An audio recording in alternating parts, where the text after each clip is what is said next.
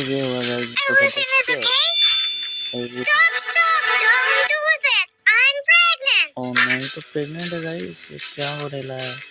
ये ले जाते इसको ऑपरेशन थिएटर, चेकअप करके ऑपरेशन करना पड़ेगा गाइस इसका। तो ये लगा देते इंजेक्शन अच्छे से,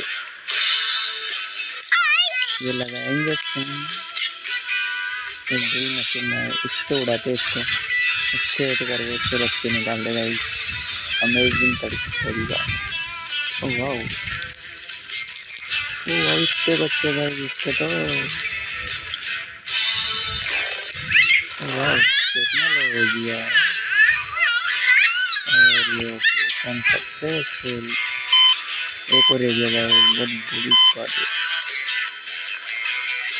इसको तो ऑपरेशन करना पड़ेगा गाइस, ये नीचे से नहीं आएगा, ये ऊपर से आएगा। ये पार्ट है इसका टॉप, और ये निकालना इसका एक और पीस। वाओ अमेजिंग टेक्नोलॉजी है।